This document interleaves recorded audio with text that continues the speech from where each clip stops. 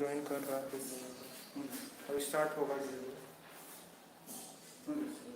Hello everyone, तो कैसे हैं आप लोग?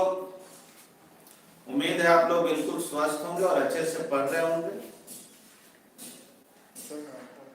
Good morning to all of you. Nishant Raj, Govind Tiwari, Nitish Kumar, Pratul Bhardwaj, Prince Kumar, Ashwin Singh, Sudhanshu Kumar, Saloni Kumari, Aditya Kumar, Aarti Suman, Richa. हम लोग फ्रिक्शन चैप्टर का जो भी थियोरेटिकल कंसेप्ट था वो तो पढ़ ही चुके थे। कुछ टाइप्स ऑफ प्रॉब्लम भी बनाए, कुछ आपको होमवर्क भी दिया गया, और जो होमवर्क आपको दिया गया था उसमें से क्वेश्चन डिस्कस भी कर दिया गया था, जो पिछले क्लास में आप लोगों ने बोला। देखिए, एक्चुअली लाइव क्लास का सेटअप जो है मैं चेंज किया हूँ, नेटवर्क का भी चेंज किया हूँ, क्योंकि वहाँ पे बार बार जो है प्रॉब्लम हो रहा था, इसलिए हम आप लोगों से कनेक्ट नहीं हो पा रहे थे। तो अभी जो है मैं एक तरह से ट्रायल बेसिस पे ही अपने सेटअप को चेंज किया हूँ, प्लेस को चेंज किया हूँ, और नेटवर्क को भी हम लोग चेंज किया। अब हम लोग जियो फाइबर पे आ गए हैं कि इससे उम्मीद है कि दिक्कत ना। तो जो आप लोगों को होमवर्क दिया गया था उसमें तो और कोई डिस्कस नहीं करना है, थोड़ा सा रिस्पॉन्ड कर दीजिए जल्दी से। उसके बाद जो है हम आगे बढ़ते हैं, टाइप्स ऑफ प्रॉब्लम आगे बढ़ते हैं।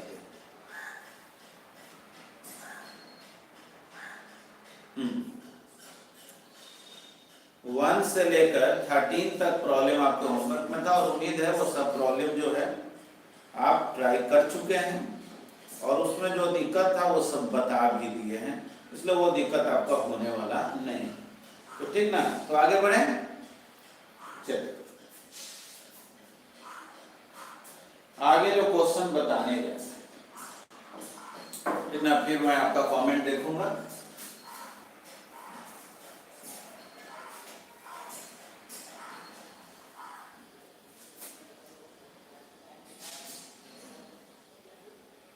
देखिए,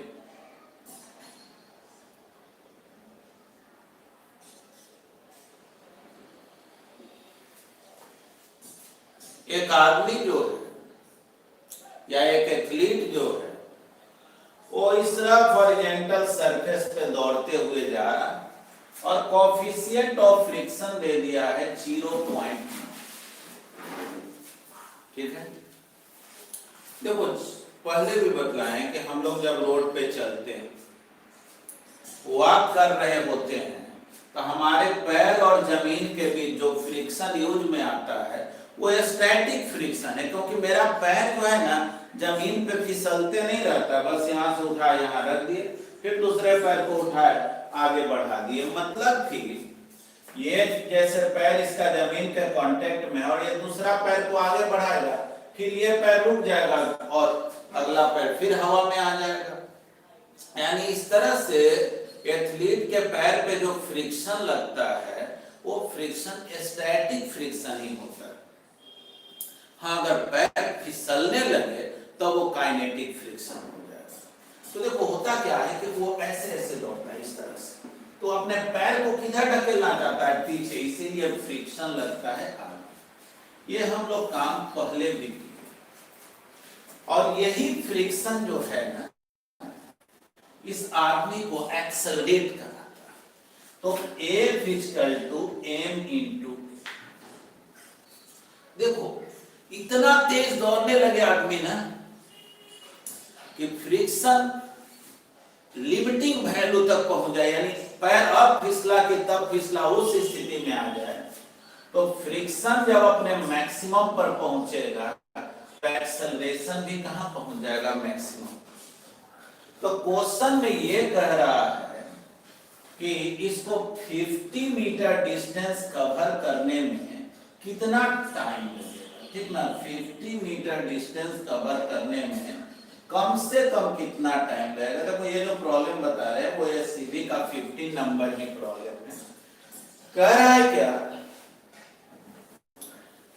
कि इसको जल्दी से जल्दी यहां पहुंचना है और इसके पास समझो इतना क्षमता मौजूद है कि ये अपने मैक्सिमम फ्रिक्शन को यूज कर सकता है। वैसे जानना नॉलेज के लिए कि एक नॉर्मल पर्सन जो है या एक एथलीट भी मैक्सिमम फ्रिक्शन को यूज नहीं कर पाता है, क्योंकि अगर उस फ्रिक्शन को यूज करके दौड़ गया तो उस क्वालिटी के शूज को पहन करके, जूता को पहन करके उस ट्रैक पे फिर वो रिकॉर्ड को कोई तोड़ नहीं सकता है, क्योंकि फ्रिक्शन अपने मैक्सिमम पर होगा तो म्यू इनटू एम, और नॉर्मल जो है ना वो mg के इक्वल है। तो m कैंसिल, एक्सेलरेशन का मैक्सिमम वैल्यू म्यू इनटू जी आए। देखो यही, यानी कि इससे ज्यादा एक्सेलरेशन कभी नहीं हो सकता है। कोई कार भी जब चलता है ना उसमें भी जो है उसका एक्सेलरेशन इससे ज्यादा नहीं हो सकता। हाँ, म्यू का जो वैल्यू है वो आप अलग अलग टाइप का टायर को चेंज करके, रोड को चेंज करके म्यू को सेट कर सकते हैं, लेकिन एक्सेलरेशन म्यू जी से ज्यादा कभी नहीं हो सकता।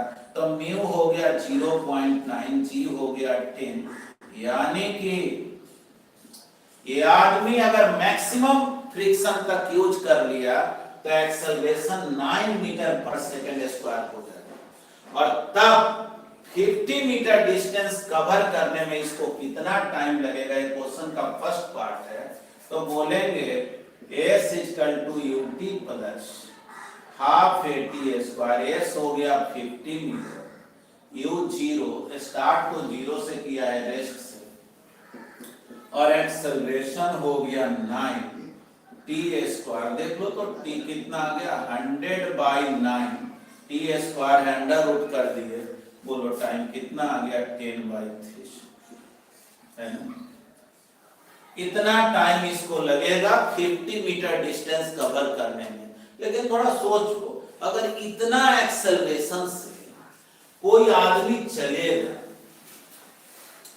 तो यहां पहुंचते पहुंचते इसको बहुत रफ्तार मिल जाएगा कि नहीं, ठीक ना। इसका वेलोसिटी बढ़ते जा रहा है ना, तो यहां पहुंचते पहुंचते इसमें बहुत ज्यादा रफ्तार आ जाएगा। मान लो यहां पहुंचा, इसका स्पीड v0 हो, और सपोज करो यहां पहुंच करके अगर ये एथलीट जमीन पर गिर भी जाएगा तब भी तो फिसलते हुए कुछ दूर जाएगा, तब न रुकेगा। तो देखो क्वेश्चन के सेकेंड पार्ट में कह रहा है कि सपोज करो इसके बाद ये रुकना चाह रहा है, तो रुकने के लिए मान लो 1 मिनट के लिए ये यहां तक तो दौड़ते हुए आया तेजी से। समझो कैसे क्रिकेटर जो है रन लेने के लिए तेजी से दौड़, और यहां आकर के जो है ना डाइव लगा, जमीन पर कूद गया और फिसलते हुए अब चल जाने लगा। तो जब फिसलते हुए जाने रहेगा तो फ्रिक्शन पीछे न लग जाएगा। तो जो उसमें एक्सेलरेशन का काम किया था वही अब क्या चीज का काम करेगा, रिटार्डेशन का, क्योंकि वही फ्रिक्शन पीछे लगेगा, बस यहाँ माइनस कर देंगे। यानी उस केस में इसका मैक्सिमम रिटार्डेशन -9 मीटर पर सेकेंड स्क्वायर, ठीक ना। ये मैक्सिमम रिटार्डेशन, और ये समझ लो आप कोई पूछे कि मतलब ये कितना दूर आगे जाकर के रुकेगा,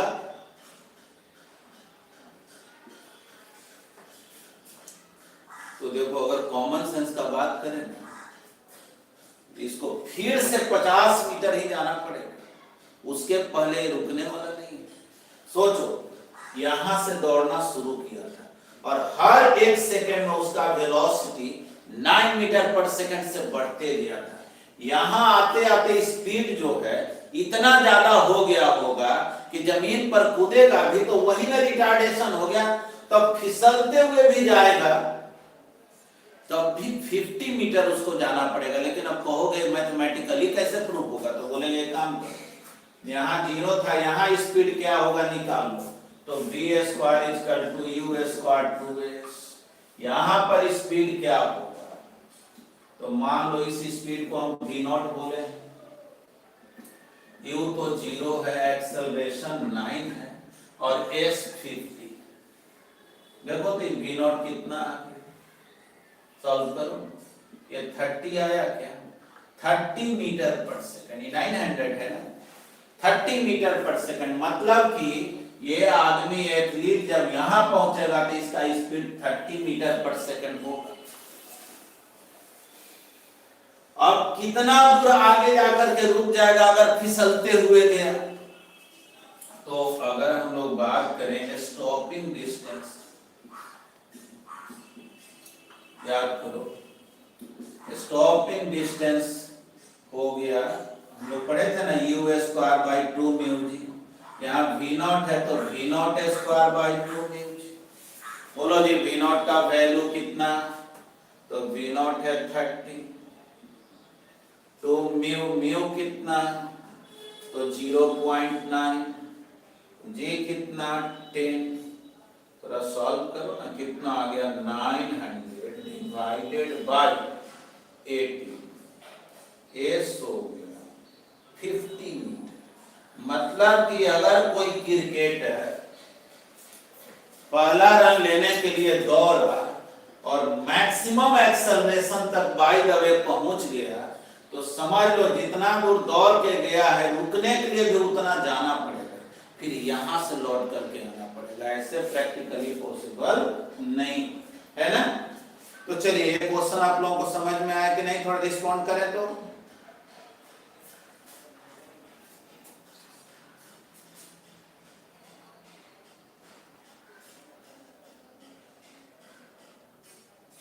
चलिए तेजी से थोड़ा रिस्पॉन्ड करें।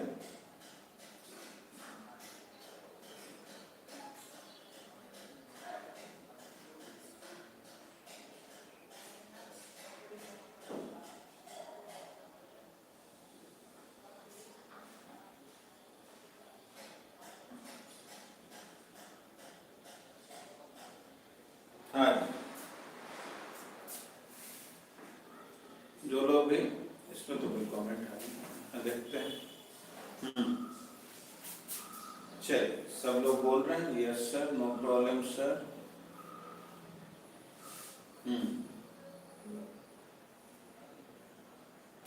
चलिए कुछ लोग कह रहे हैं वंस मोर, एक बार फिर से। चलिए हम शॉर्ट में एक बार फिर से एक्सप्लेन कर दे रहे हैं।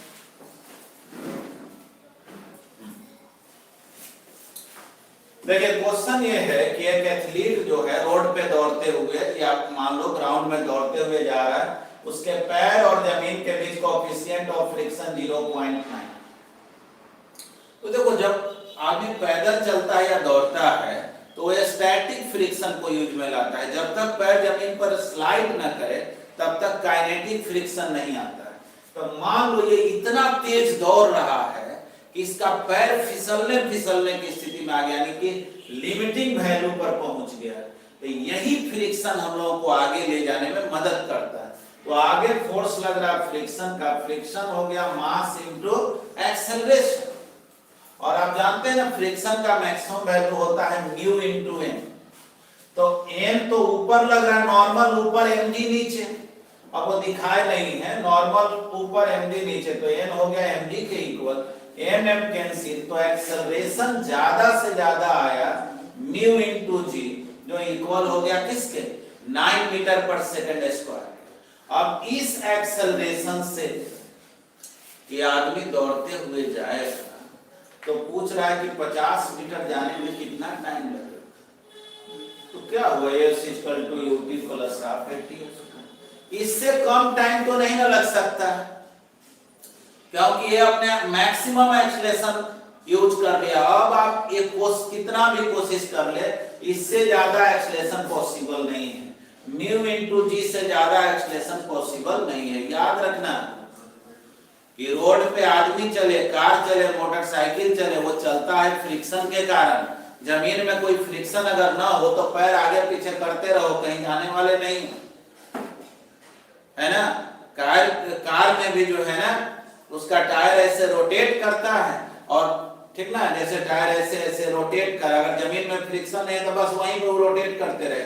और जब फ्रिक्शन लगता है तो वही जो टायर जमीन के कांटेक्ट में ऐसे रोटेट करना चाहता है पीछे, तो फ्रिक्शन लग जाता है और उसी के वजह से उसको एक्सेलेरेशन मिलता है। तो जैसे हम 15 नंबर प्रॉब्लम बताए, 17 नंबर प्रॉब्लम भी यही है, बस फर्क ये है वहां आदमी की जगह कार।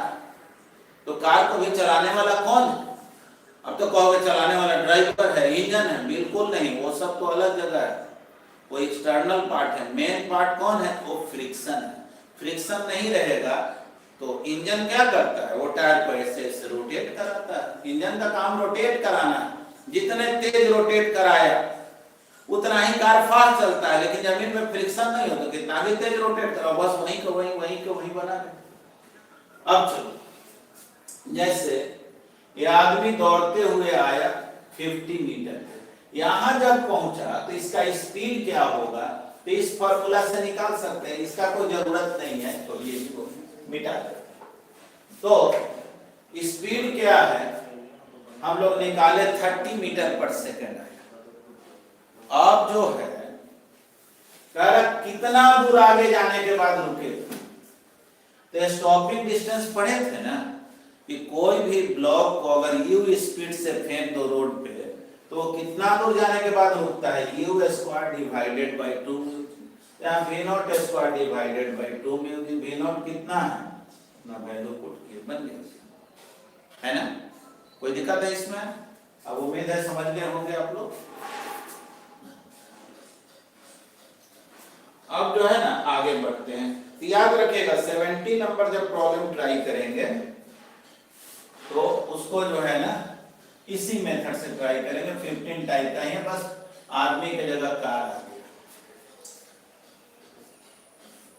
अब जो है कुछ क्वेश्चन जो इंक्लाइन प्लेन से रिलेटेड हो उसको एक्सप्लेन कर दे रहे हैं।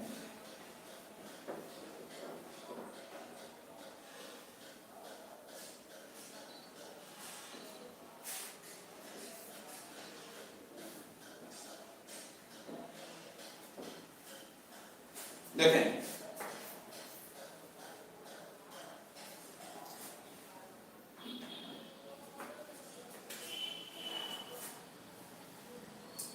पहला क्वेश्चन में कि एक इंक्लाइंड प्लेन और आप एक व्हीकल को समझो, कोई कार को इस इंक्लाइंड प्लेन पे 36 किलोमीटर पर आवर की स्पीड से, यानी 10 मीटर पर सेकंड की स्पीड से चलाते हुए नीचे ला रहे हैं। कितना है ये मुझे मालूम नहीं। ड्राइवर क्या किया कि हार्ड ब्रेक लिया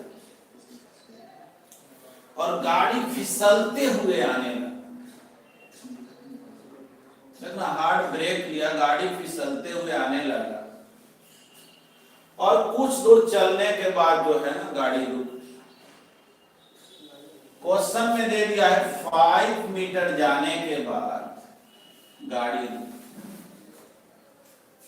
ठीक ना? एकदम हार्ड ब्रेक लिया और गाड़ी अब फिसलते हुए जाने लगा। तो याद करो, सिखाए थे ना कि जब फिसलते हुए जाने लगे इंक्लाइन प्लेन पे कोई भी बॉडी नीचे की ओर, तो उसका एक्सेलरेशन का यही फॉर्मूला होगा। यानी ये तो गारंटी हो गया कि इसमें इतना एक्सेलरेशन रहा। भले वो काम रिटार्डेशन का करे, सॉल्व करें तो माइनस में आ जाए, वो अलग बात, कारण कि रिटार्डेशन हुआ होगा तभी तो रुका होगा। लेकिन हम लोग तो यही फॉर्मूला जानते हैं। और कोएफिशिएंट ऑफ फ्रिक्शन दे दिया है 4/3। देख लो, म्यू का वैल्यू 4/3 यानी 1 पॉइंट समथिंग है, 1 से ज्यादा है। इसका मतलब क्या हुआ? इसका मतलब ये हुआ कि कोएफिशिएंट ऑफ फ्रिक्शन कोई जरूरी नहीं है कि स्टूडेंट क्वेश्चन पूछा था कि सर हर बार 1 से कम क्यों लेते हैं, तो बिल्कुल नहीं। देखो यहाँ पे 4/3 दिए हैं, 1 से ज्यादा भी ले सकते हैं। हाँ, in presence of air practically में हम लोग देखते हैं तो कोएफिशिएंट ऑफ फ्रिक्शन 1 से कम होता है, लेकिन कुछ भी हो सकता है। अब क्वेश्चन में पूछा जा रहा है कि थीटा का वैल्यू क्या होगा। थीटा का वैल्यू क्या होगा, कैसे लिखा? तो देखो हम लोग बोल सकते हैं ना v square equal to u square plus 2s, है ना। v कितना तो 0, u कितना 10, a कितना तो बोलेंगे g sin theta minus mu cos theta, और s कितना तो 5। देखो 10 का स्क्वायर 100, इसको इधर ला दो, ये हो गया माइनस 100, और g देखो ना 10 है, 2 इंटू 10 20 इंटू 5 तो ये भी 100 साइन थीटा, और म्यू का वैल्यू 4/3 cos निकालना थीटा। देखो 100/100 करोगे, इधर -1 आ गया, sine theta minus 4/3 cos।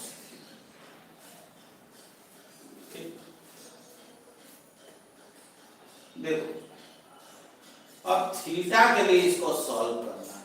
Solve करने का बहुत सा मेथड है। पहले तो ऐसा करें, इसको सिंप्लीफाई कर दे रहे हैं, 3 sin theta minus 4 cos theta divided by -3 sin theta minus 4 cos। Minus को हटाना चाहते हैं, इसको पहले लिखते हैं 4 cos theta minus 3 sin theta is equal to, क्या तो सही लिखते हैं। अब जो है सॉल्व कैसे किया जाए, तो एक ट्रिगोनोमेट्रिकल पॉइंट ऑफ व्यू से सोचे तो मेथड है, अगर बोथ साइड 5 से डिवाइड,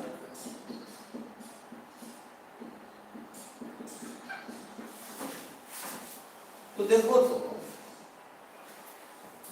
4/5 ये कितना एंगल होता है, साइन में सोचो तो साइन 4/5 का होता है, तो इस साइन 53 डिग्री का इनटू cos थीटा। ये देखो तो cos में इसका value cos 53 degree sin theta, और 3/5 जो है वो sin 37 डिग्री का। ये मेथड में आपको दिक्कत हो रहा होगा, लेकिन दूसरा मेथड भी बतला देंगे, ध्यान से देखिए। बोथ साइड जो है ना 5 से डिवाइड कर दिए, ये sin 53, ये cos 53, और ये sin 36। देखिए sin a into cos b minus cos a into sin b,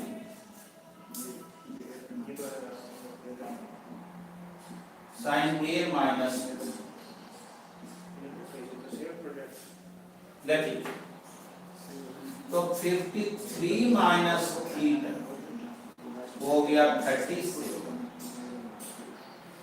और थीटा हो गया 53 माइनस 37, यानी 16 डिग्री। कुछ लोग तो निश्चित रूप से इसको समझ गए होंगे। वैसे आपको एक दूसरा अल्टरनेट यहीं पर मेथड बता दे रहे हैं। जैसे आपको इस इक्वेशन को सॉल्व करना है, देखो यहीं से आगे बढ़ते हैं, इसको इधर लेकर चले जाते हैं, 4 cos थीटा, ठीक ना, यहां से अल्टरनेट करते हैं, -3 इक्वल टू 3 sin, है ना। अब जो है इसको भी cos में बदलना पड़ेगा, सही ना, काम करना पड़ेगा, और तो कोई उपाय है नहीं। तो 4 cos theta minus 3 sin theta को 1 माइनस cos स्क्वायर थीटा लिख सकते हैं। अब squaring both sides, a minus b whole square तो 16 cos square theta plus b square 9 minus 2ab, तो 2ab करेंगे तो 24 cos थीटा। देख लो इसका स्क्वायर है ना, उसको डायरेक्ट लिख, और इधर क्या बचा 3 का स्क्वायर 9 1 माइनस cos स्क्वायर। देख 16 cos square theta plus 9 24 cos theta, ये हो गया 9 माइनस 9 cos स्क्वायर थीटा। देखो तो इस 9 को इधर 9 cos स्क्वायर थीटा को इधर लाए तो 25 cos स्क्वायर थीटा, और ये 9 तो कैंसिल, 24 cos। देख लो अच्छे से, एक cos थीटा तो गायब हो गया, cos थीटा आ गया 24 डिवाइडेड बाई 25। थीटा कितना हो गया जी, cos इनवर्स 24 डिवाइडेड बाई 25। बस आंसर आ गया, इसमें कुछ नया नहीं है। लेकिन हाँ आप कहिएगा 16 डिग्री, अभी है 16 डिग्री का ही वैल्यू, लेकिन पता कैसे, ये तो बड़ा मुश्किल काम है ना पता लगाना। इसलिए ये ट्रिग्नोमेट्री के प्रोसेस है, उसके हेल्प से आप निकाल सकते हैं। ज्यादा बेहतर तो ये है, लेकिन अक्सर जो है स्टूडेंट चूंकि ट्रिगो पे उतना अगर प्रैक्टिस नहीं किया जाता है तो मेथड उसके लिए अनकम्फर्ट होता है, तो आप इसमें भी कीजिए, कोई दिक्कत नहीं है, दोनों एक ही बात। चलिए बताइए, ये तो समझ गए होंगे, इसमें कोई प्रॉब्लम है तो बतलाएं।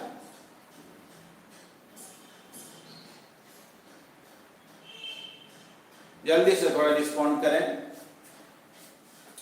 और देखने वगैरह में कोई दिक्कत तो नहीं हो रहा, साउंड वगैरह सुनाई पड़ने में कोई प्रॉब्लम तो नहीं है, ये भी रिस्पॉन्ड करेंगे, क्योंकि हम सेटअप को चेंज किए और आप भी बोर्ड का पोजीशन देख रहे होंगे, नया बोर्ड चेंज किया गया है कि आप लोगों का बिना डिस्टर्ब के क्लास लगातार चलते है ना।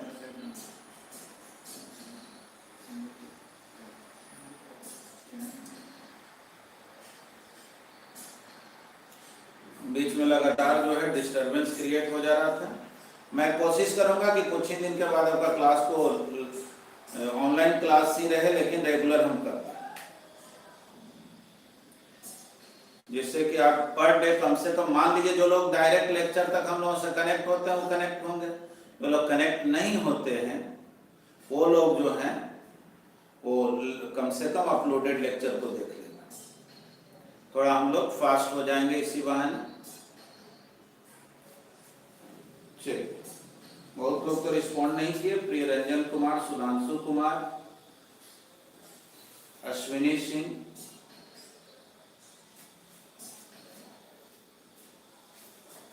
हाँ जी, रोशन,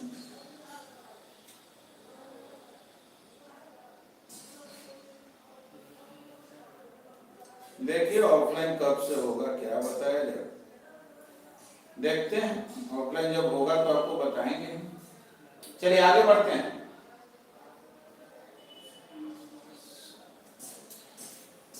देखिए अभी तक हम लोग जो भी क्वेश्चन फ्रिक्शन में बनाए उसमें मतलब बॉडी जो है इंडिपेंडेंट था, एक दूसरे के कांटेक्ट में नहीं था, या एक के ऊपर दूसरा बॉडी नहीं रखा हुआ था, वैसा अभी एक भी क्वेश्चन हम लोग नहीं बनाए। सब समझ लो एक तरह से सिंगल ऑब्जेक्ट का प्रॉब्लम बनाए, ठीक है। तो अब जो है हम लोग आगे कोशिश करेंगे उस टाइप का प्रॉब्लम बनाए जिसमें एक से ज्यादा बॉडी जो है इन्वॉल्व हो।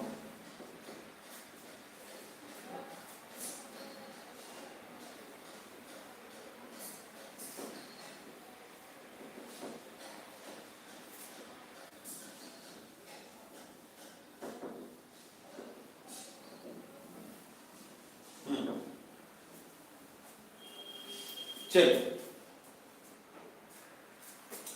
पहले तो एक क्वेश्चन,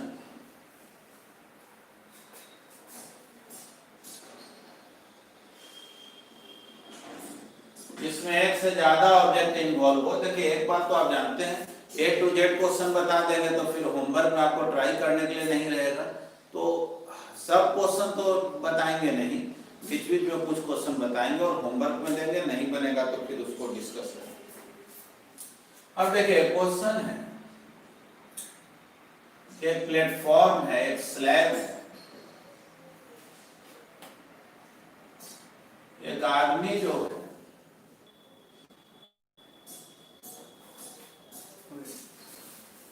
हाँ देखिए एक स्लैब है, मान लीजिए स्लैब का मास m2 और ये पुली है, यहाँ पे फिक्स किया हुआ है, पुली है, इसके ऊपर से ऐसे स्ट्रिंग पास कर रहा है और एक आदमी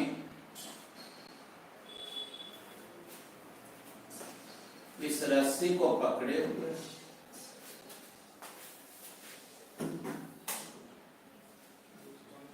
मान लो इस आदमी का मास m1,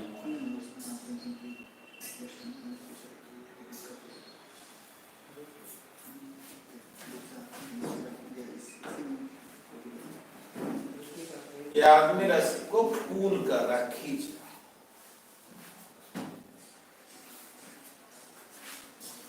कह रहा क्वेश्चन में कि आदमी रस्सी पर कितना फोर्स लगा है जिससे कि मैंने ज्यादा से ज्यादा कितना फोर्स लगा है जिससे कि ये ब्लॉक स्लाइड ना। ऐसा भी हो सकता है कि इतना फोर्स की देखिए आगे काटने का, और यहां दिया हुआ है कोएफिशिएंट ऑफ फ्रिक्शन म्यू। थोड़ा समझना, ये आदमी इस ब्लॉक पर खड़ा है और खुद को ही खींच रहा है, समझो कालिदास एक्सपेरिमेंट चल रहा है, ठीक ना, रस्सी से बांध लिया और ऐसे खींच रहा। कि कितना फोर्स लगाएगा ज्यादा से ज्यादा जिससे ब्लॉक स्लाइड ना, ठीक। तो देखिए कौन कौन फोर्स लग रहा, मैन प्लस ब्लॉक सिस्टम। देखो आदमी ब्लॉक पे तो नहीं ना फिसल रहा है, आदमी तो ब्लॉक पे फिसल नहीं रहा है, इसलिए माइंड में सोचो आदमी और ब्लॉक मिलके एक सिस्टम, एक कंबाइंड वे में समझो एक सिस्टम। ये आदमी खींच रहा है तो देखो रस्सी में टेंशन, ऐसे भी जानते हो ना स्ट्रिंग पर जो फोर्स लगाओगे वही उसमें टेंशन का काम करता है, तो टेंशन हो गया, फिर यहाँ भी टेंशन हो। आप सोचो कंबाइंड वे में सोचो, मैन और ब्लॉक मिलकर समझो एक सिस्टम है, तो नीचे फोर्स लगा m1 प्लस m2g, कंबाइंड वे में समझो मैन प्लस ब्लॉक मिलकर के एक सिस्टम, तो m1 प्लस m2g। जमीन पर ब्लॉक कांटेक्ट में है तो ऊपर मॉडल, और जाहिर है ये ब्लॉक आगे जाना चाहेगा तो इधर फ्रिक्शन है ना। पूछा जा रहा टी का वैल्यू ज्यादा से ज्यादा क्या हो कि ब्लॉक फिसलने की स्थिति में है। देखो ऊपर कितना फोर्स, तो ऊपर लगा टी प्लस, नीचे लगा m1 प्लस m2 इंटू, तो n कितना हो गया m1 प्लस m2 जी माइनस,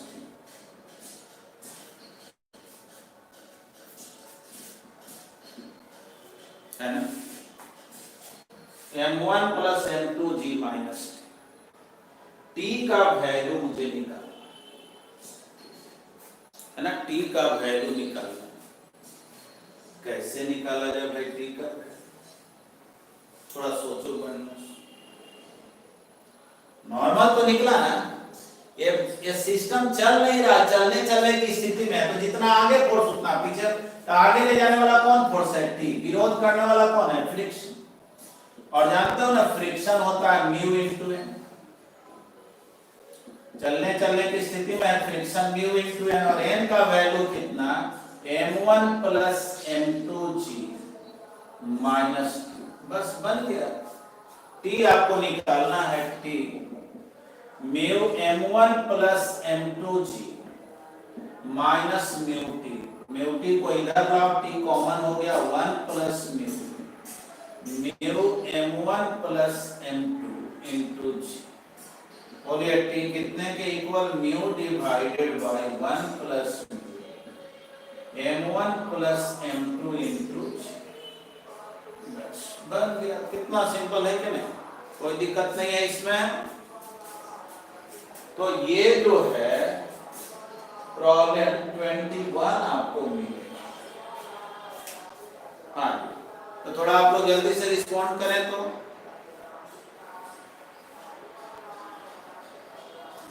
क्या इसको समझ पाए?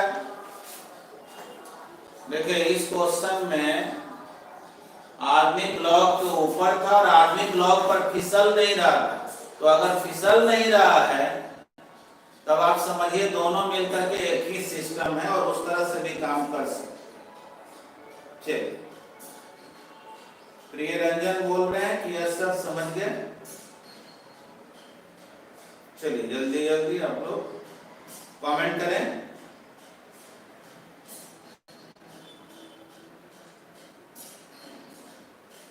कुछ स्टूडेंट आज कनेक्ट नहीं भी हो पाए होंगे क्योंकि हम लोग जो टाइम दिया गया था उसके पहले गायब हो गए हैं।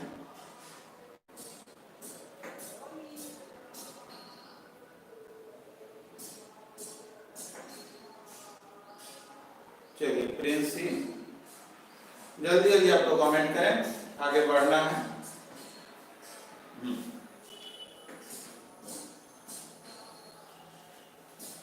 चलिए मिटाते हैं, अगला क्वेश्चन एक्सप्लेन कर रहे हैं।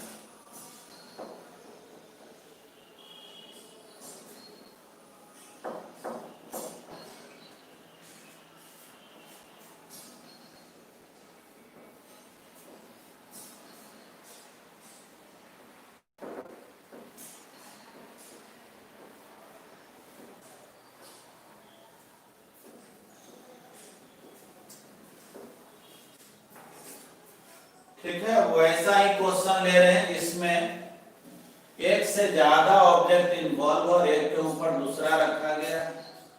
सपोज करो क्वेश्चन है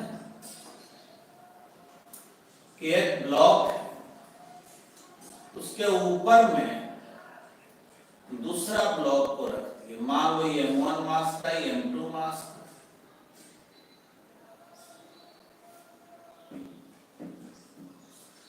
इधर एक पुली लगा हुआ,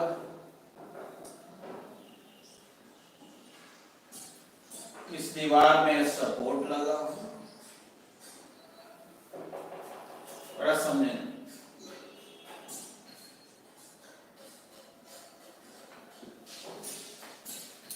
क्वेश्चन में दे दिया है कि नीचे वाला सरफेस स्मूथ, यानी यहां पे कोई फ्रिक्शन कंसीडर नहीं करना। हम देखना क्वेश्चन का टाइप चेंज, लेकिन इन दोनों के बीच फ्रिक्शन मौजूद है और कोएफिशिएंट ऑफ फ्रिक्शन न्यू। थोड़ा सोचो ना कॉमन सेंस से, m1 को तुम खींच रहे हो तो m1 अगर आगे जाना चाहेगा तो ये रस्सी टाइट होगा ना, यही रस्सी m2 को खींचेगा। m2 इधर जाना चाहेगा, m1 इधर जाना, एक ही रस्सी से दोनों कनेक्टेड। ठीक, अगर कोई कहे कि अच्छा फ्री वेव डायग्राम बनाओ m1 और m2, तो चलो फ्री वेव डायग्राम बनाओ।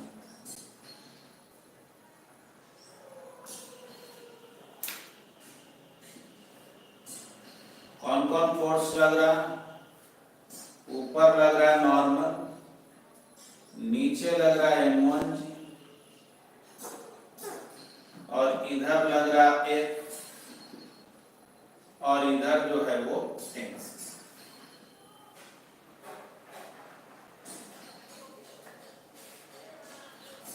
ठीक ना, इधर F, इधर टेंशन, ऊपर नॉर्मल, नीचे टेंशन।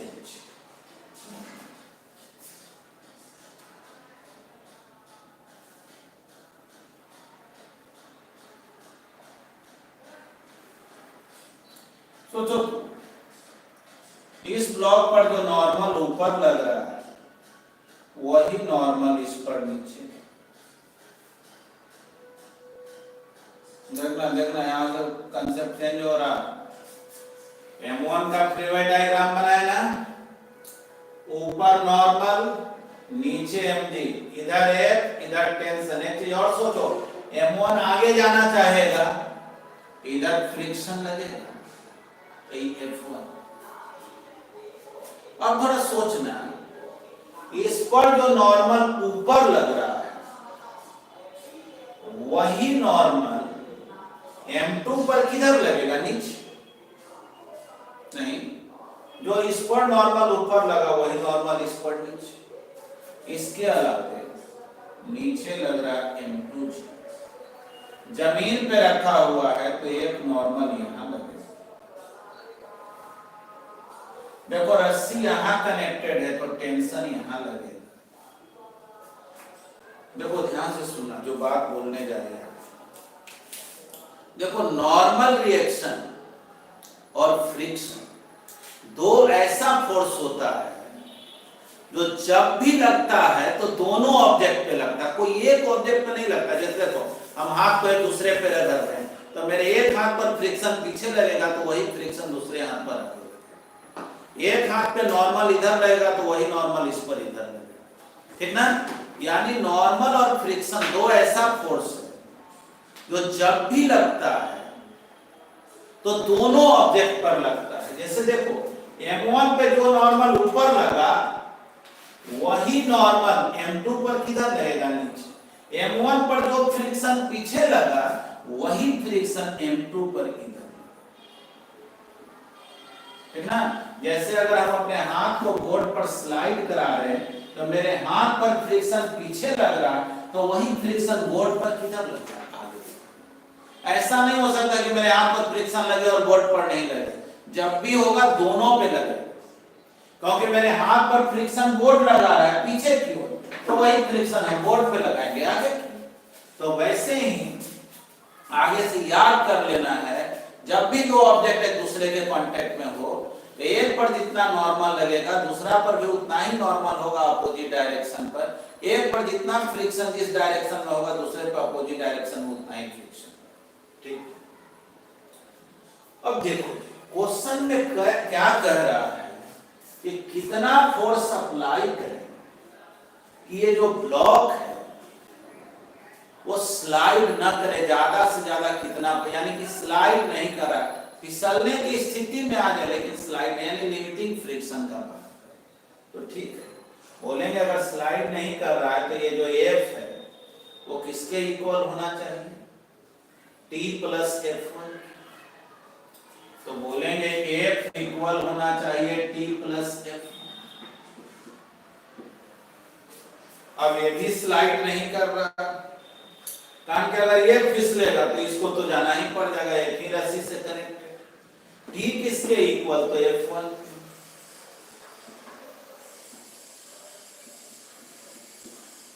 अब इस T का वैल्यू यहां रखें from equation first and second, तो F1 प्लस F1 हो गया 2F1। F1 जो है देखो यहाँ जो फ्रिक्शन लग रहा है तो बोलेंगे ना mu into N1, mu N1, क्योंकि स्लाइड करने की स्थिति में आ गया। ज्यादा से ज्यादा कितना फोर्स लगाएं कि स्लाइड ना करे, क्वेश्चन ये है। तब बतलाओ तो 2 म्यू N1, बोलो जल्दी से N1 क्या लिखें, तो N1 लिखें N1, N1 हो गया, बस बस हो गया। वैसे हम इसी को इक्वेशन फर्स्ट कर दे रहे हैं, N1 का वैल्यू M1 भी हो गया, इस क्वेश्चन का आंसर हो गया। और ये क्वेश्चन जो है वो 24 नंबर मिलेगा।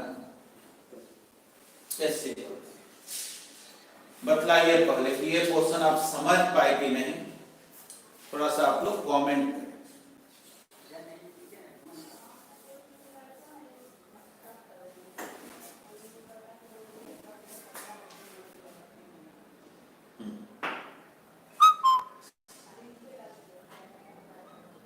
जल्दी से कमेंट करें।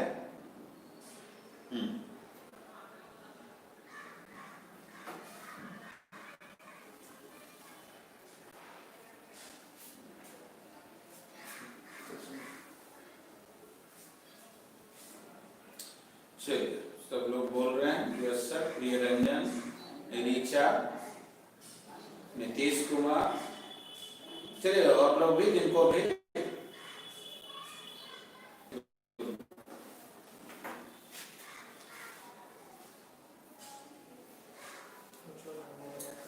ठीक। चलिए अब देखिए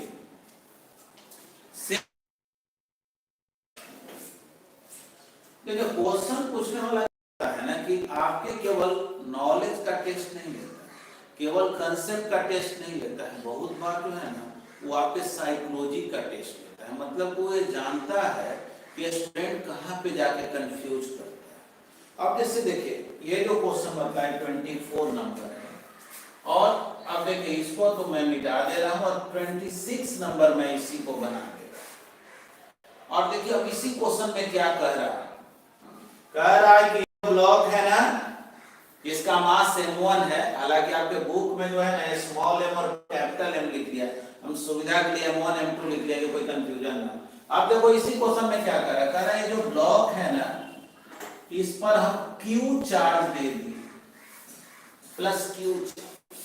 अब चार्ज सुनते ही दिमाग में आता है कि तो भाई इलेक्ट्रोस्टैट का बात हो गया, 12 का बात हो गया है ना, तो जानबूझ के तो ऐसा करता ही। कह रहा है इलेक्ट्रिक फील्ड ऊपर की ओर।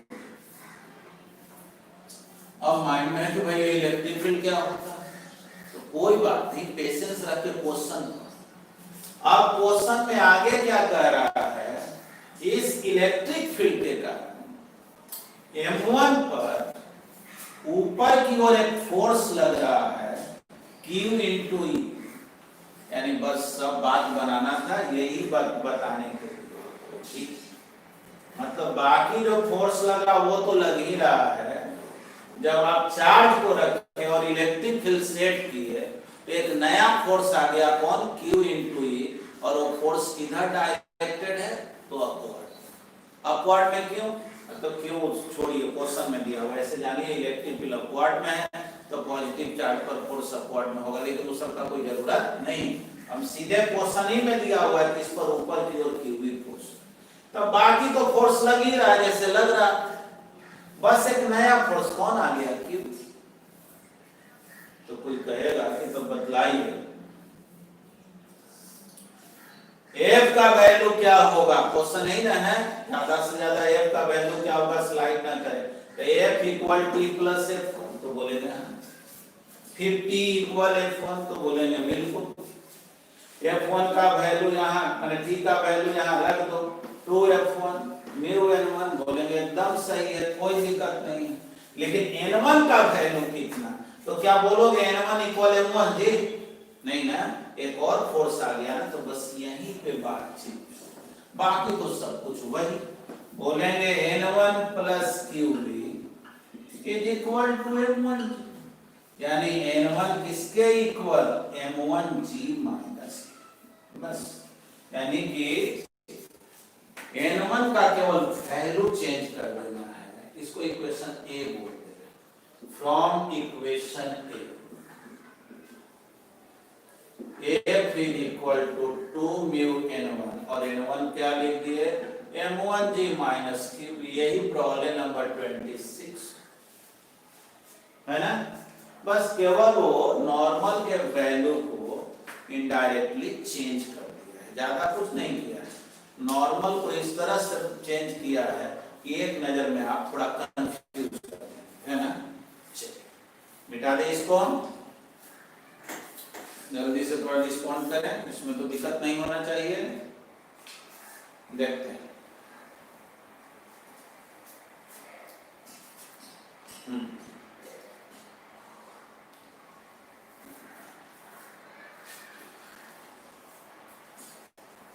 देखिए, जो लोग भी लेट से ज्वाइन किए हों तो वो स्टार्ट से अपना लेक्चर को देखें, एक दिन में कम से कम 2 लेक्चर देखें, और बहुत जल्द जो है आप लोगों के लेक्चर के तरीका को भी बदलने जा रहे हैं। जैसे आप लोग बोल रहे थे कि सर थोड़ा स्पीड वगैरह लेने में दिक्कत होता है, हम ज़्यादा स्पीड पे देख नहीं पाते हैं, तो वो सब भी जो है मैं आज बात किया हूँ, और वो सब भी मैं आप लोगों को बहुत जल्द चेंज कराऊंगा, और कोशिश करूंगा कि नंबर ऑफ क्लासेज भी जो वीक में है उसका संख्या बढ़ा दें।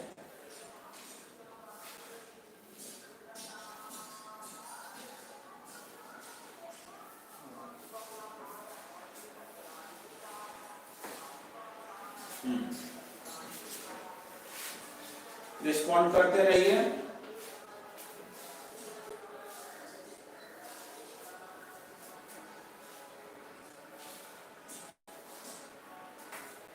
अब देखिए, आइए फिर से इसी क्वेश्चन देखें। अब 4 बार गायब हो गया। देखना आप क्वेश्चन में क्या था। इसी क्वेश्चन को 25 नंबर बढ़िया से देखो। कह रहा है कि मान लो इस पूरे सिस्टम को एक लिफ्ट में है ना, पूरे सिस्टम को एक लिफ्ट में रख दिए। लिफ्ट में, चलो लिफ्ट में रखते हैं।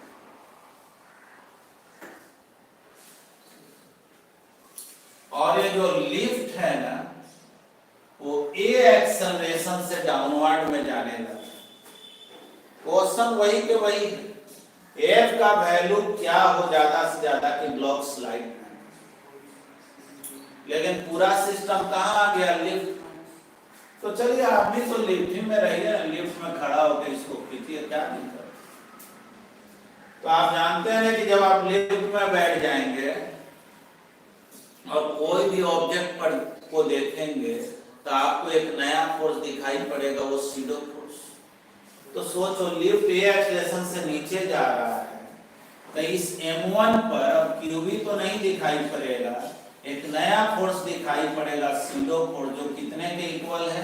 m1 इंटू ए। यानी ये आदमी बोलेगा इस पर ऊपर की ओर एक फोर्स लग रहा है m1 इंटू ए, इस पर भी सीडो फोर्स लगेगा m2 इंटू ए। कोई भी ऑब्जेक्ट को आप देखेंगे तो उस पर SIDO force mass into acceleration दिखाई पड़ेगा, और जिधर फ्रेम जा रहा है उसके अपोजिट में सीडो फोर्स लगता है।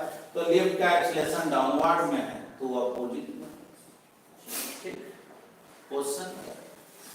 क्वेश्चन यही है कि कितना फोर्स लगाए कि आगे की ओर ना।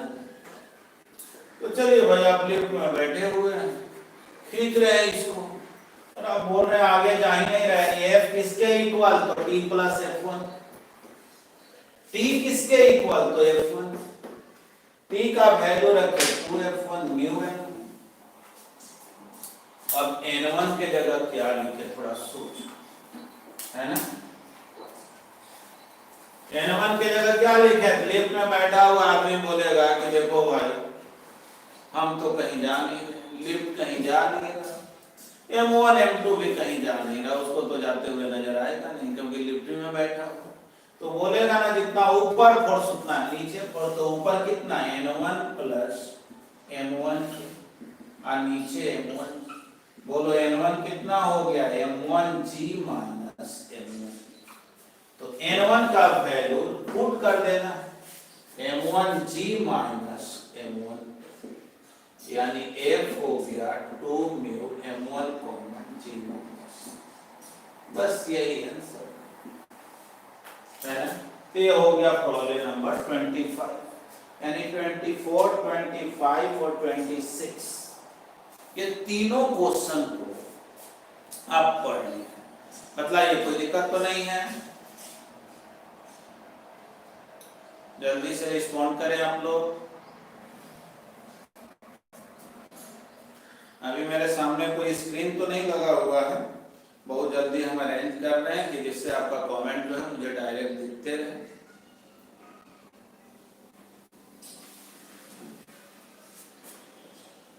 चलिए, सलोनी बोल रहे हैं नो सर।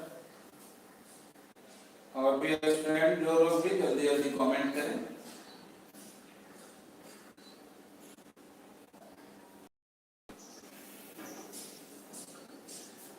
चलिए तो आगे बढ़ते हैं, इसमें दिक्कत तो होना नहीं चाहिए।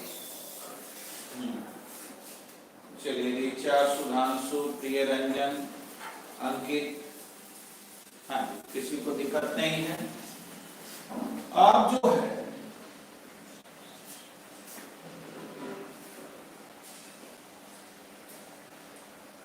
उसी में हम लोग आगे बढ़ रहे हैं।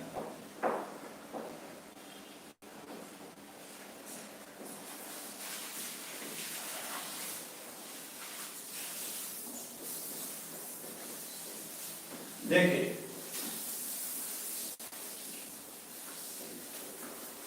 एक क्वेश्चन आपको दे रहे हैं, कॉपी अगर आपके पास है तो कम से कम फ्री बाई डायग्राम बनाइए। देखो क्वेश्चन है, एक ब्लॉक है या समझो एक टेबल है,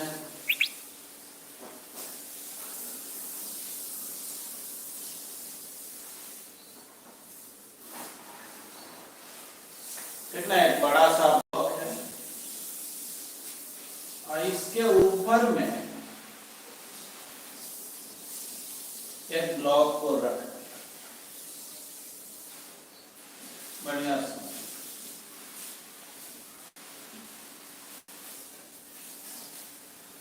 इस ब्लॉक का मास m है, इसका कैपिटल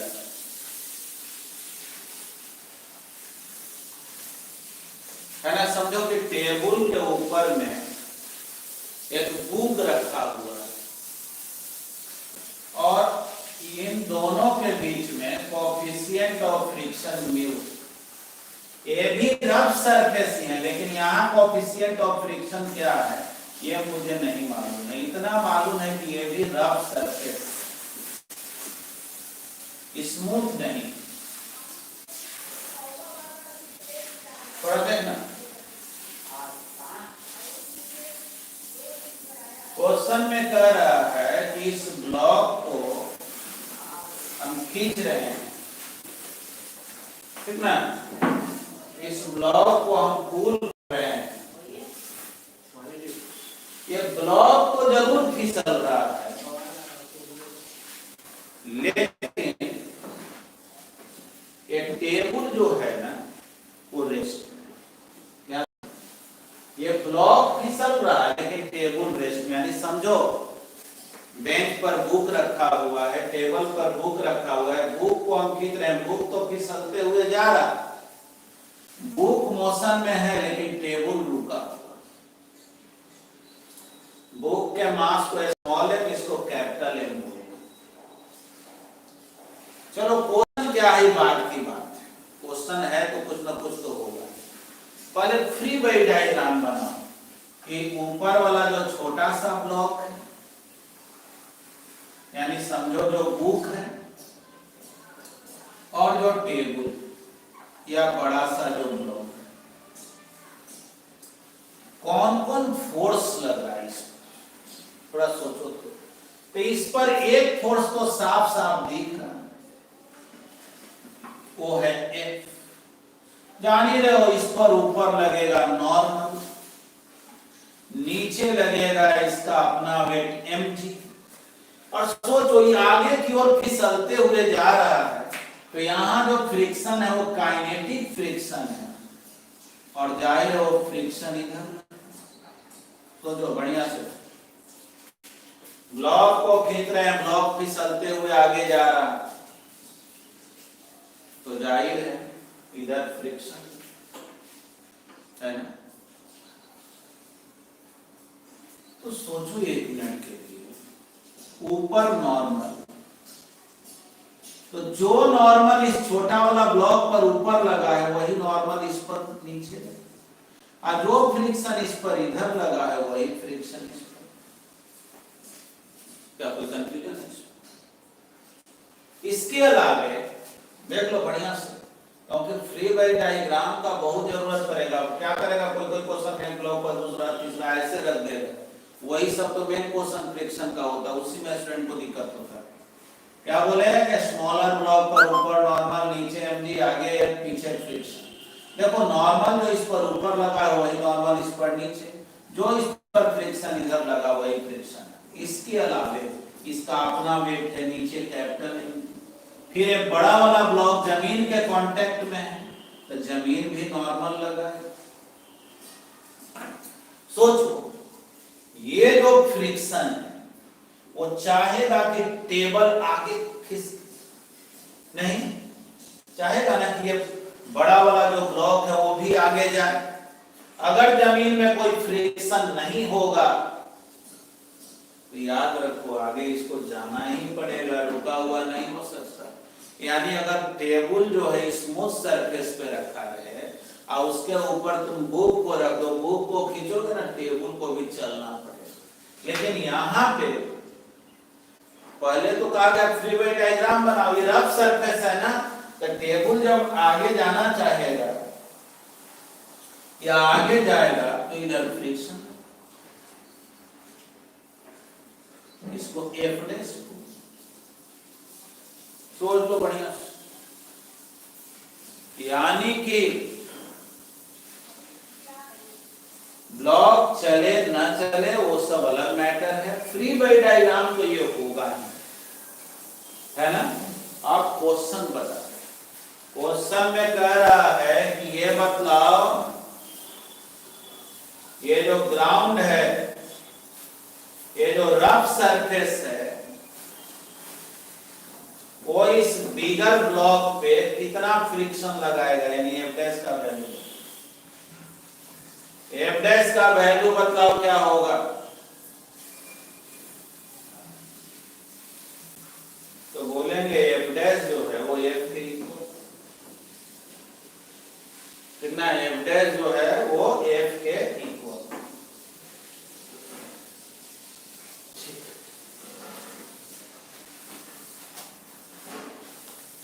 अभी तक है क्योंकि ये स्लाइड तो कर रहे हैं।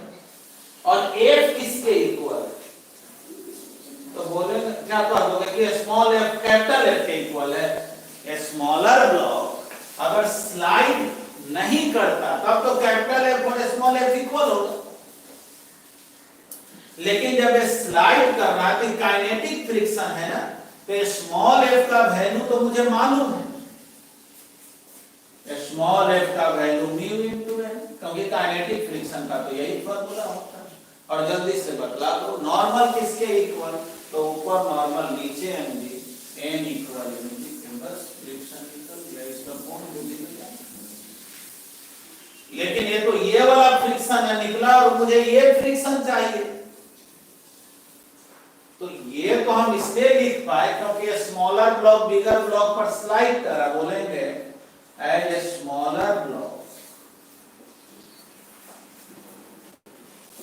slides, बिगर ब्लॉक या टेबल बोले हैं, ऑन द टेबल ही बोल दे रहे हैं, तो टेबल पे स्लाइड कर रहा है इसलिए फ्रिक्शन का ये फॉर्मूला। लेकिन बिगर ब्लॉक जमीन पर स्लाइड नहीं कर रहा, तो बोलेंगे as bigger block is in rest, bigger block rest में है इसलिए एफ डैश किसके इक्वल, तो F, F dash equal F के, और एफ किसके इक्वल, म्यू एम जी के, तो म्यू एम, बस आंसर हो गया। इसमें कौन दिमाग लगाना है, क्या बोलिए, कोई प्रॉब्लम है क्या, कमेंट करें। इस क्वेश्चन को समझ गए हैं क्या, थोड़ा जल्दी से बतलाइए।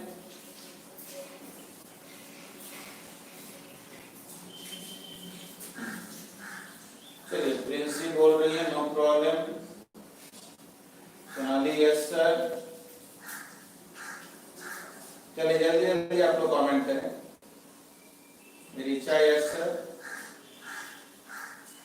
नीतीश भी बोल रहे हैं समझ गए, ठीक है, लोग समझ रहे हैं। ऐसे आपको ये बता दें कि ये जो है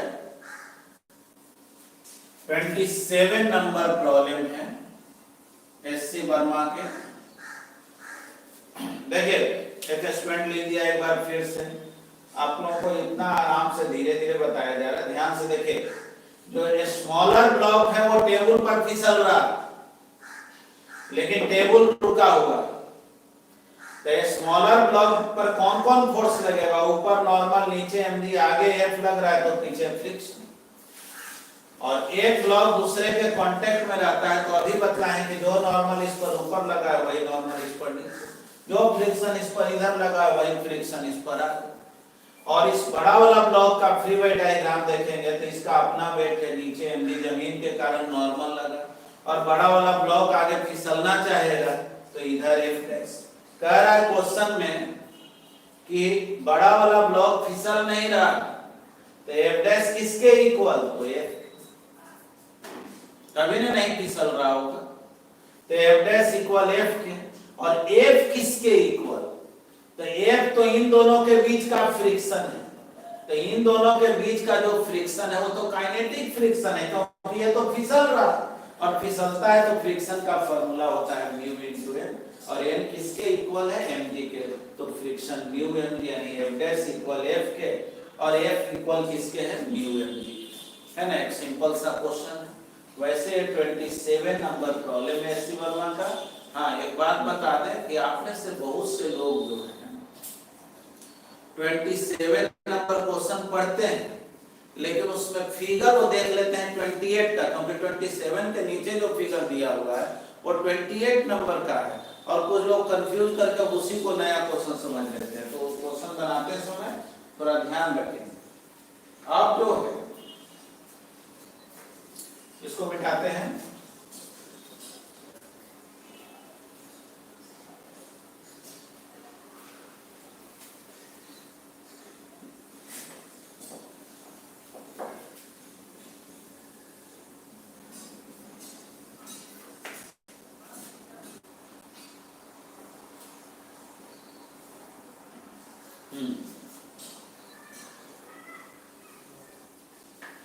चलिए आगे देखते हैं।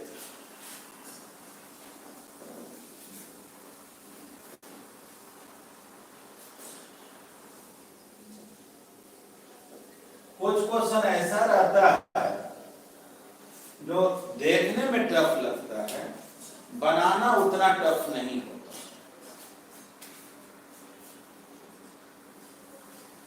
जैसे देखो, अब एक क्वेश्चन ऐसा बड़ा इंटरेस्टिंग देखने में, कह रहा है क्या, एक आदमी जो है दो दीवार के बीच में अपने आप को रोक करके रखे हुए,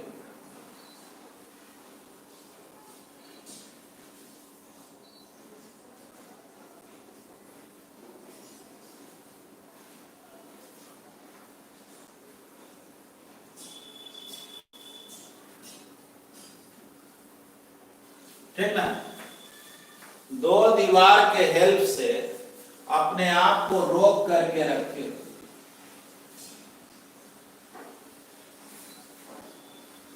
इसी पोजीशन में। कह रहा क्वेश्चन में कि जहां भी दीवार के कांटेक्ट में बॉडी का इसका कोई भी पार्ट हो, वहां पे कोएफिशिएंट ऑफ फ्रिक्शन म्यू, यानी यहां भी कोएफिशिएंट ऑफ फ्रिक्शन म्यू, यहां भी म्यू, यहां भी कोएफिशिएंट ऑफ फ्रिक्शन, और ये अपने आप को रोक करके वहीं रोके हुए है, रुका हुआ है स्थिर रेस्ट में। तो पहले तो फ्री बाई डायग्राम बना, क्वेश्चन बाद में देखते हैं कि क्या पूछ रहा है। तो क्या है ये, नीचे एम्प्टी, और देखो ना, ऐसे हम बोर्ड को ऐसे ढकेले, है ना, ये फिक्स दीवार है, दीवार को ढकेले, तो सोचो तो दीवार के कारण यहाँ नॉर्मल लगेगा कि नहीं?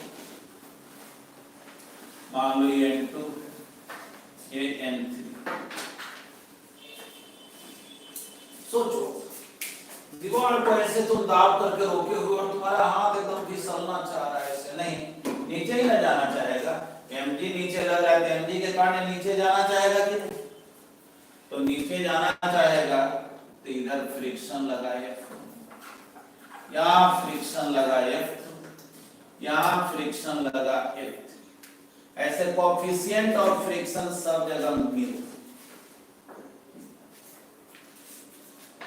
फिर ना इसी पोजीशन में ही अपने आप को रोक करके रखे हुए किसी तरह से, एकदम समझो फिसलने की स्थिति में आ गया।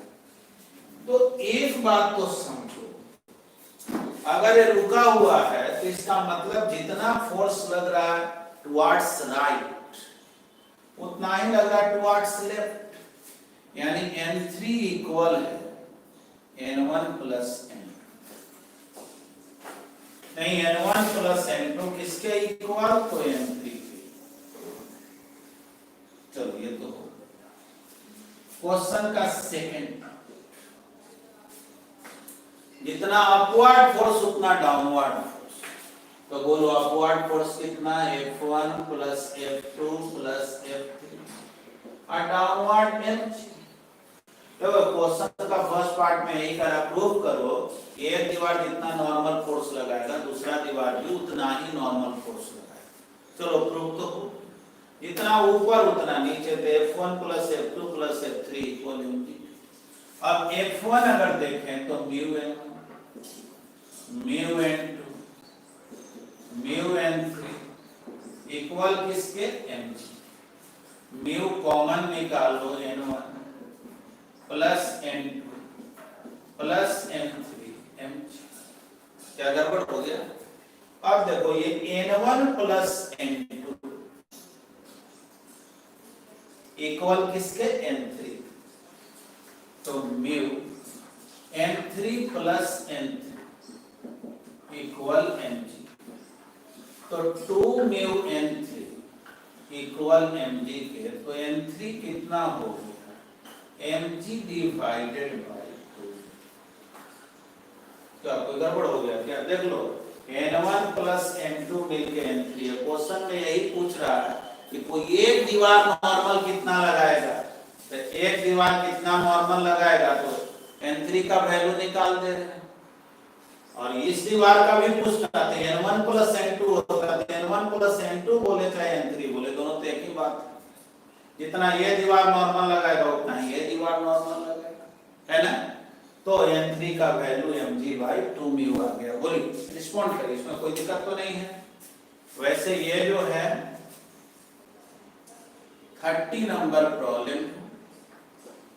देखिए अभी भी वैसे क्वेश्चन को मैं नहीं डील किया हूं जिसमें जैसे एक ब्लॉक के ऊपर दूसरा को रख दिए, आप इसको खींच रहे हैं, ये भी भाग रहा है, ये भी भागने लगा, या एक के ऊपर दूसरा रखे, दूसरा के ऊपर तीसरा रखे, हम इस पर फोर्स लगा दिए, चाहे इस पर लगा, इस पर लगा, इस तरह के क्वेश्चन नहीं बन रहा है।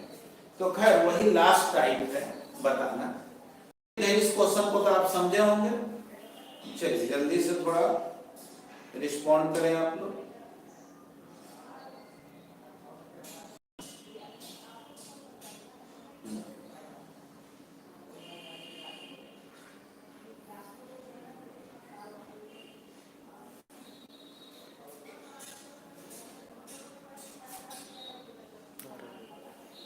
चलिए समझ गए,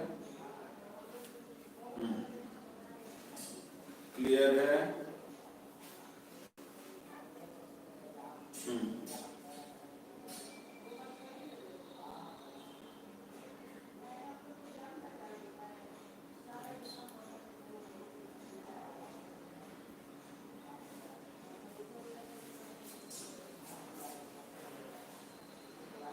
चलिए ठीक है, आगे बढ़ते हैं। चलिए, अंकित, सोनाली, प्रियरंजन, सुधांशु, नीतीश, रोशन सब बोल रहे हैं कि समझ रहे हैं। आगे बढ़ते हैं।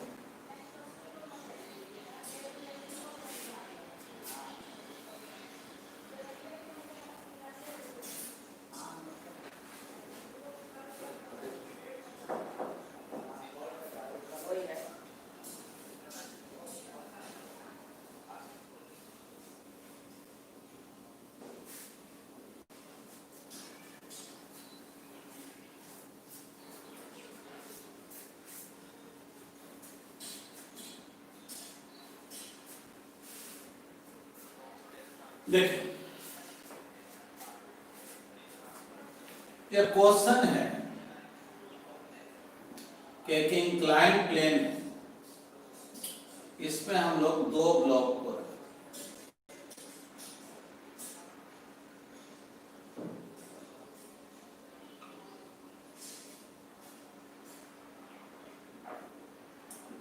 ये M1 है, ये M2 है। दोनों को एक दूसरे के कांटेक्ट में रख दिया गया। क्वेश्चन में कह रहा है M1 जो है वो 4 kg है, M2 2 kg, ठीक ना। क्वेश्चन में ये दिया हुआ है कि कोफिशिएंट ऑफ फ्रिक्शन जो है 2 kg और ऐसा है बुक में, इसी को M1 ले लिया है, इसको M2, तो यानी कि M1 हो गया 2 kg और M2 हो गया 4 kg। इसका जो कोफिशिएंट ऑफ फ्रिक्शन है उसको μ1 बोला, इसको μ2 बोला। तो μ1 और μ2 जो है कोफिशिएंट ऑफ फ्रिक्शन। अब आइए क्वेश्चन में ये दे दिया है कि ये इंक्लाइनेशन जो है वो 30 डिग्री। क्वेश्चन के फर्स्ट पार्ट में क्या कह रहा है कि μ1 का वैल्यू अगर 0.2, अब μ2 का वैल्यू अगर 0.3, ठीक ना, ये 0.2 है और ये 0.3, तब ये बतलावे कितना एक्सेलेरेशन से M1 M2 नीचे उतरे। Calculate the acceleration of 2 kg block पूछ रहा है, इसका एक्सेलेरेशन कैसे इसको बनाया जाए, थोड़ा समझना बढ़िया से। अच्छा क्वेश्चन है ये जो क्वेश्चन बता रहे हैं 18 नंबर, देखना μ1 0.2 है, मतलब यहाँ फ्रिक्शन कोएफिशिएंट कम, इसमें फ्रिक्शन कोएफिशिएंट ज्यादा है, तो M2 धीरे धीरे नीचे उतरना चाहेगा और M1 तेजी से नीचे उतरना चाहेगा, है ना। M1 जो तेजी से नीचे उतरना चाहेगा और M2 एकदम धीरे धीरे उतरना चाहेगा। कहे भाई M2 धीरे धीरे उतरना चाहेगा क्योंकि μ2 का वैल्यू ज्यादा है, तो ये जब धीरे धीरे चलना चाहेगा ये तेजी से, तो आके धक्का मारेगा कि नहीं। लेकिन ऐसा क्या होगा कि जंप करके तो भागने का व्यवस्था है नहीं, है ना, साइड लेकर के चलने का व्यवस्था है नहीं, तो इसको ढकेलते हुए ही भी ले जाएगा। यानी एक बात तो स्पष्ट हो गया, देखो डायरेक्ट यहां बोल सकते हो μ1 लेस देन है μ2 से, hence M1 and M2 will move together, दोनों एक साथ ही मूव करेगा, ज्यादा दिमाग लगाने की जरूरत नहीं है, दोनों एक साथ मूव करेगा। तो दोनों को नीचे ले जाने वाला कौन फोर्स है, तो अगर कंबाइंड वे में बोलो तो नीचे ले जाने वाला फोर्स है M1 प्लस M2 जी साइन थीटा। देखो डायरेक्ट बोल रहे हैं। और जहां तक फ्रिक्शन का सवाल है, इस पर फ्रिक्शन लगा F1 और इस पर लगा F2, यही ना विरोध करेगा। जान ही रहो, इधर नॉर्मल होगा, ये N1 हो गया, इस पर N2 हो गया, इधर जान रहे हो mg cos थीटा होगा, तो वो सब काम करेंगे। डायरेक्ट लिख रहे हैं, इसको नीचे ले जाने वाला कौन फोर्स है, दोनों एक साथ न जा रहा, तो एक साथ जाए ना तो समझ लो दोनों मिलके एक ही ब्लॉक हो गया। तो नीचे ले जाने वाला कौन है, तो M1 प्लस M2 जी साइन थीटा। विरोध करने वाला कौन है, F1 और F2, मास इनटू एक्सेलरेशन, बस। तो M1 प्लस M2 जी साइन थीटा, F1 हो गया μ1 N1, N1 हो गया M1 जी cos थीटा, μ2 M2 जी cos theta, M1 plus M2 into,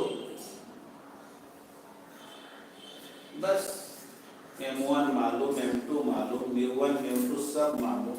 problem बनेगा क्या, M1 कितना 2 kg, 2 प्लस 2 जी 10, थीटा हो गया 30 डिग्री, μ1 कितना है जी, तो 0.2, M1 है 2 kg जी 10 cos 30, μ2 कितना 0.3, M2 कितना, तो बोलेंगे M2 हो गया 4 kg जी 10 cos 30,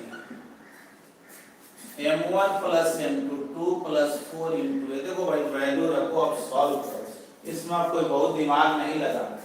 अब देखो इसी क्वेश्चन के सेकंड पार्ट, इसके सेकंड पार्ट में क्या कह रहा है कि μ1 हो गया 0.3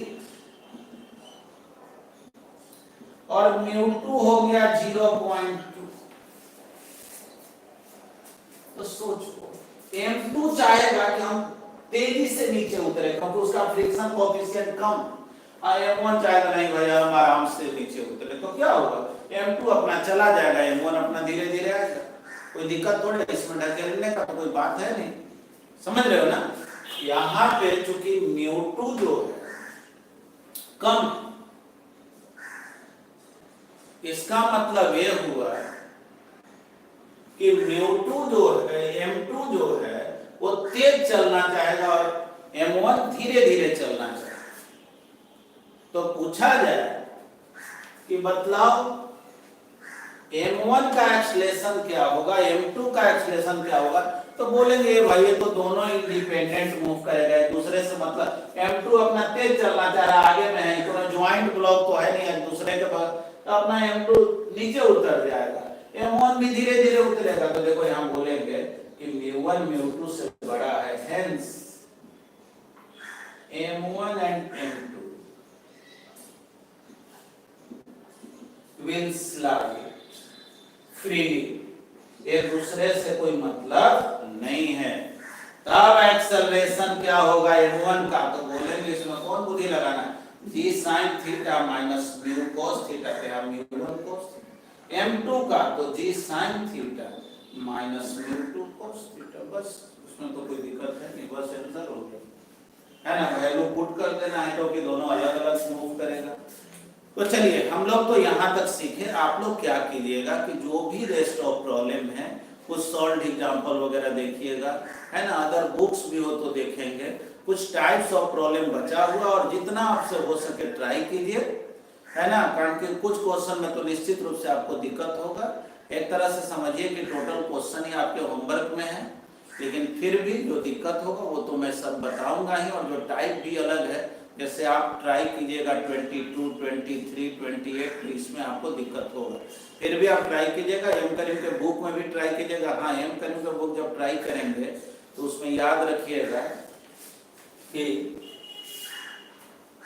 एम करीम के बुक में 9, 10, 23, 31 ये अलग अलग चैप्टर का क्वेश्चन, ये सब ट्राई नहीं करना, बाकी तो आप ट्राई कर सकते हैं, तो उसमें दिक्कत नहीं होगा। लेकिन ये चार जो है, ये सर्कुलर मोशन का क्वेश्चन गलती से दे दिया, उसमें एक वर्क पावर एनर्जी का दे दिया और एक टॉर्क का दे दिया, जो कि अभी हम लोग टॉर्क वगैरह नहीं पढ़े हैं।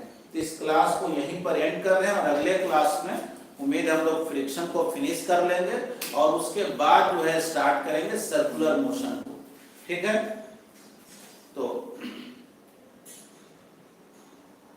उम्मीद है आप इस क्वेश्चन को समझे होंगे, थोड़ा आप लोग कमेंट भी कर देंगे, बेहतर रहेगा।